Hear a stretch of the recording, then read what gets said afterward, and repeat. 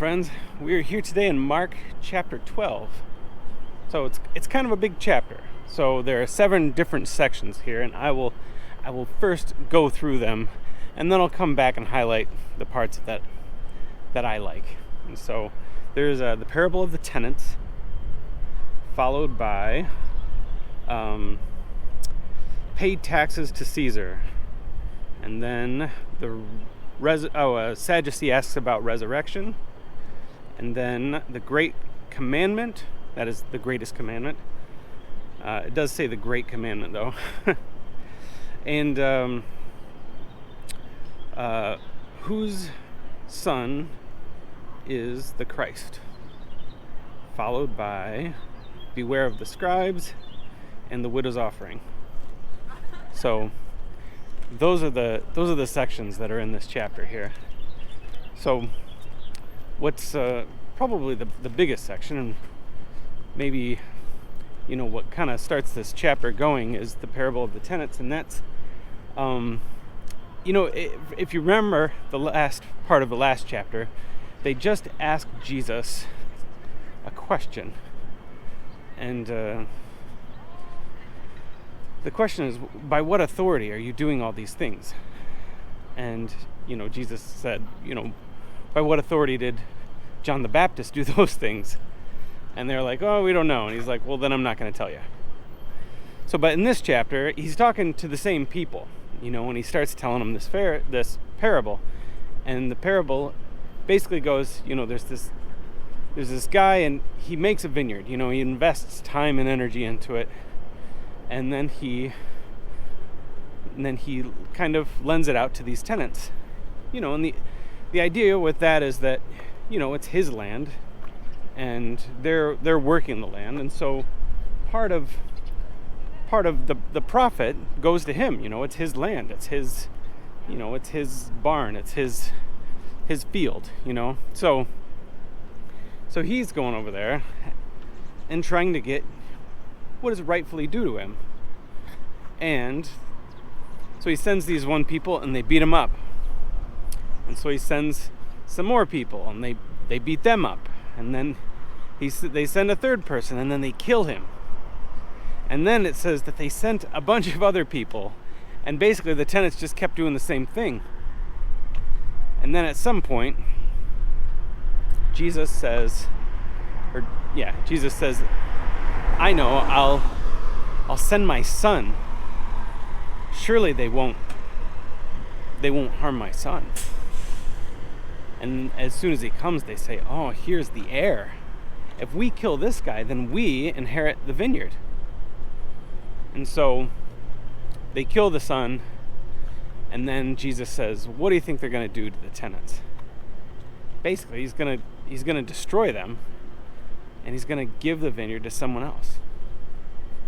And so he's the son. He's the Son of God, and so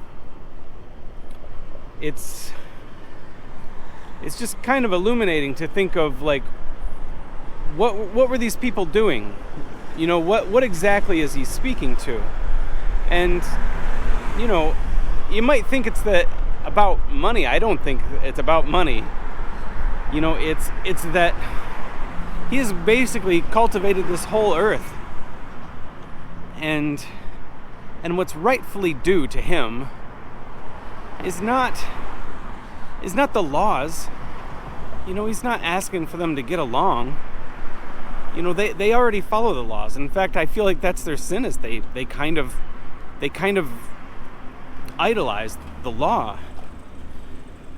I feel like what he's really saying is, my due is just love. He's just asking them to love him. But it's too much. They'll stick to the law, and they won't give to God what is due, which is them, their love, their appreciation. But he sends some people out to get it. That's probably talking about the prophets. And there were prophets that came and that the people killed just because they didn't like what they were saying. But then he sends his son And, again, he's basically foretelling his death. So after this, what we have is a series of people trying to trip Jesus up. So this is Holy Week. This is the Passover celebration. So there's a lot of people that are in Jerusalem, and it's kind of like a festival. And so people are gathering around Jesus, because they want to hear what he has to say. So there's a crowd constantly. One of the questions that they ask, I should say that they basically, after Jesus said that, they wanted to beat him up right away, but what they did essentially is they said, we need to trip this guy up.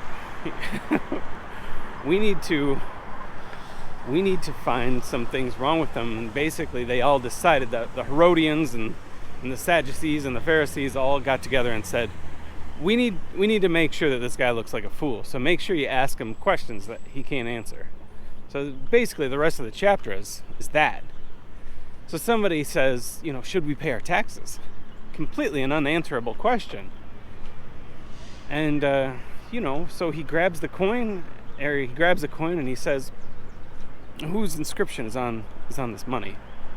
And they said, that's Caesar's. And he says, well, render to Caesar what is Caesar's, and render to God that which is God's. So essentially he's saying, you can pay your taxes. That's good. Even though, they're kind of oppressing the people, and they're giving exorbitant taxes.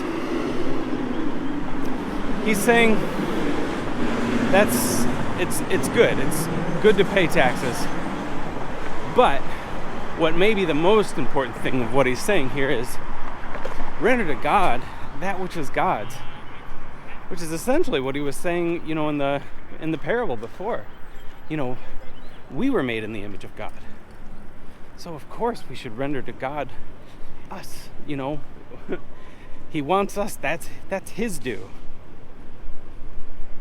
So there's a lot of other things that happen in this chapter where he's just answering these questions that they feel like are unanswerable. Like the Sadducees don't believe in resurrection, so they were saying, in this situation, in the resurrection, what would happen?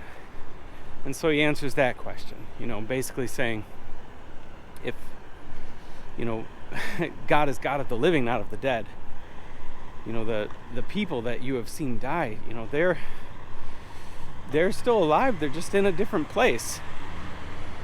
And he also says, in heaven we're not given in marriage. In the resurrection we're not given in marriage. But what happens at the end, I think, is the most amazing part for me in this chapter, and that is that a little old woman gives basically the equivalent to a penny. And, there's very rich people there that are putting all in, and Jesus says, this woman has given more than any of you, because you have given out of your abundance, but she has given out of her poverty. And it's interesting, God is interested in sacrificial giving. That's a way that we can render to God that which is God's. We can show him love by essentially giving what we can of ourselves and trusting in him.